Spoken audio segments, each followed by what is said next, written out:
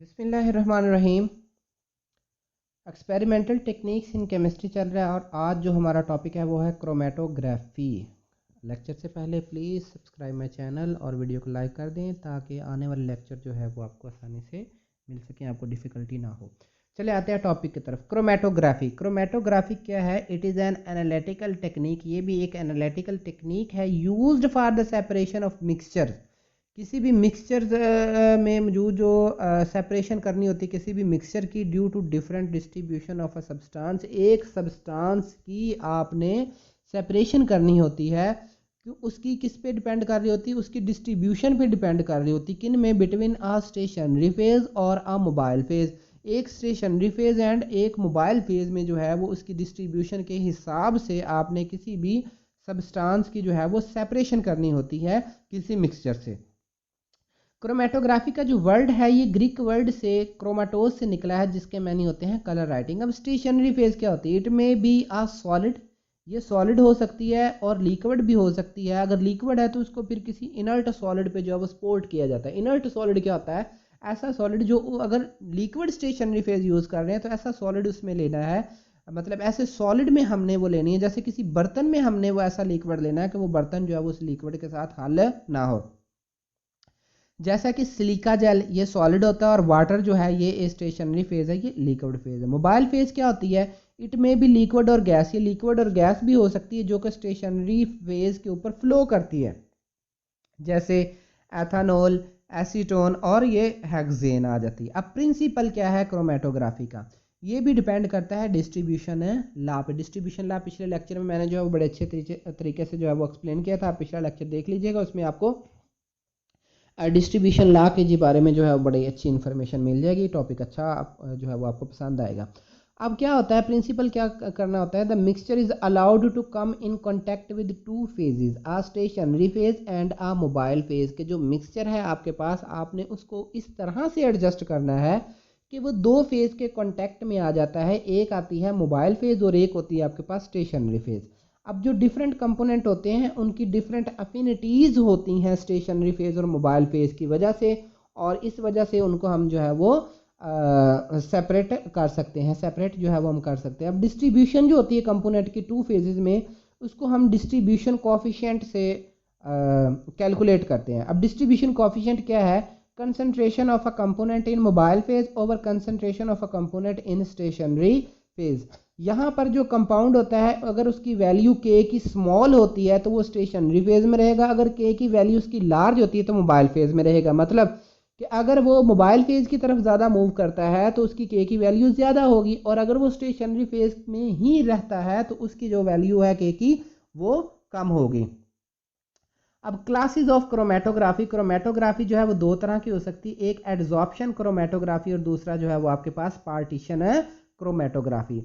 अब adsorption chromatography में क्या होता है? In this chromatography stationary phase is a solid.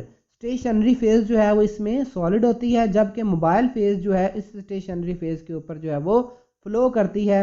और leave the mobile phase, mobile phase को जो है वो लीव करने के बाद absorb on the stationary phase, फिर जो है वो स्टेशनरी फेज पे जो है वो लिक्विड जो भी गैस जो भी हम दूसरा जिस चीज़ को हम सेपरेट कर रहे हैं वो एब्जॉर्ब होती है स्टेशनरी फेज के ऊपर।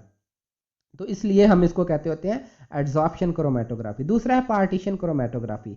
इन partition chromatography stationary phase is liquid. ये लिक्विड होती है supported on an inert solid, और इसको किसी इनर्ट सॉलिड के ऊपर जो है वो रखा जाता है। अब in this substance distribute itself between mobile phase and stationary phase. इसमें जो सब्सटेंस होता है अपने आप को डिस्ट्रीब्यूट करता है, जबकि यहाँ पे क्या होता है? मोबाइल फेज को वो लीव करके स्टेशनरी फेज के ऊपर एड्जॉर्ब होता है, और यहाँ पे क्या होता है? अपने आप को डिस्ट्रीब्यूट करता है। तो हर क्लास की जो क्रोमेटोग्राफी जो है वो यूज़ कर सकते हैं। अब जैसा कि हम यहाँ पे हम पेपर क्रोमेटोग्राफी लेते हैं। पेपर क्रोमेटोग्राफी, क्योंकि क्रोमेटोग्राफी तो दो फेजेस हैं, स्टेशनरी फेज और mobile phase. Stationary phase paper chromatography में क्या होती है? जो लिक्विड होता है या ज़्यादातर जो हम H2 होता है जो कि एड्जॉर्ब होता है पेपर के ऊपर, ठीक है। तो adsorb liquid behave as immiscible liquid to the mobile phase, और मोबाइल फेज के साथ ही इमिसिबल मतलब हाल नहीं होता। और मोबाइल फेज क्या होता है?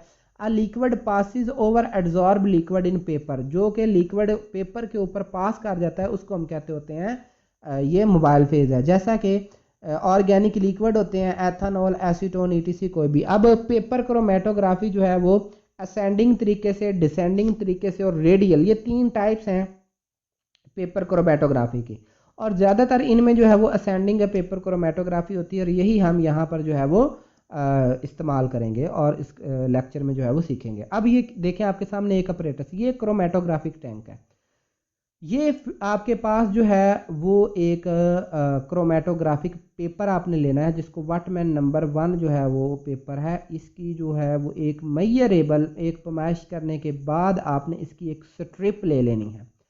अब स्ट्रिप लेनी है, ये क्लिप के साथ आपने क्रोमेटोग्राफिक टैंक के साथ इसको एडजस्ट कर देना है, और यहाँ पे आपके पास सॉल्वेंट है। अब यहाँ पे सॉल्वेंट एक मिक्सचर होगा वाटर और एथेनॉल का, फर्ज करो। अब ये बेस लाइन है, और बेस लाइन के ऊपर आपने ये 2 डॉट लगा दिए हैं, जो आपने मिक्सचर की जो है वो क्रोमेटोग्राफिक प्रोसेस के ज़रिए आपने अलग करना है।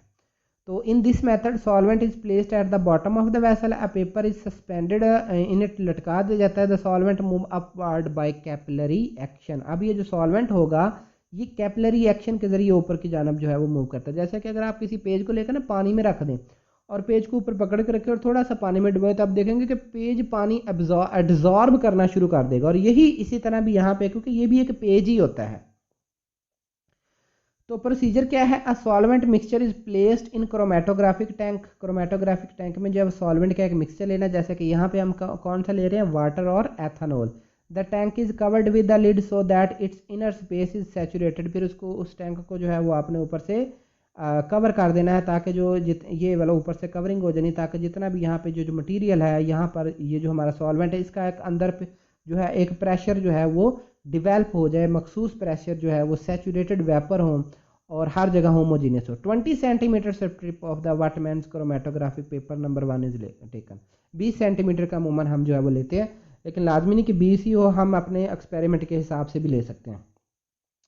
A drop of a mixture is placed on the base line. Base line के ऊपर आपने मिक्सचर के जो है वो डॉट लगा देने हैं। जैसे यहाँ पे मैंने 2 लगाए हैं, ताकि मैं आपको अच्छे तरीके से जो है ये बता सकूँ। लेकिन अमूमन हम क्या करते हैं, इन दोनों को मिक्स करके यहाँ पर कोई भी एक ही हम लगाते हैं, A और B दोनों, यानी कि यहाँ पे मैंने जो है वो ब्लू और रेड जो है वो स्पॉट लिए, इन दोनों को मिक्स करके एक डॉट भी लगा सकते हैं हम।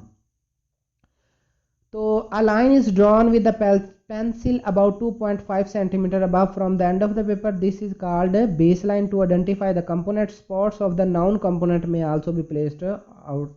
अब क्या होना है, ये बेसलाइन है, ये तकरीबन 2.5 सेंटीमीटर यहाँ से यहाँ तक है। तो यहाँ पर जो है वो फिर स्पॉट आपने लगा देने हैं। अब ये जब आपने स्पॉट लगा दिए हैं, तो नीचे वाला हिस्सा 5 to 6 सेंटीमीटर जो है वो आपने सॉल्वेंट पे जो है वो डिप कर देना है।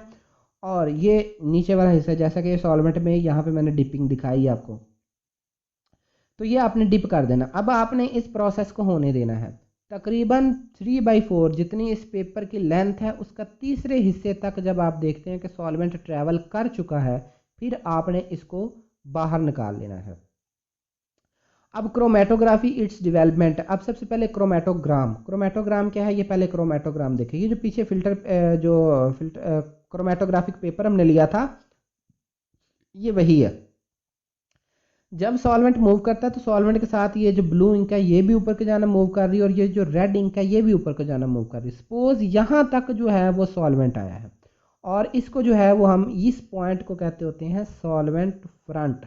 यहाँ तक आया, फर्ज करो ये 10 सेंटीमीटर है, और ये जो रेड आई है ये यहाँ तक 8 सेंटीमीटर तक आई है, और जो ब्लू ने डिस्टेंस जो है वो कवर किया दैट इज 6 सेंटीमीटर।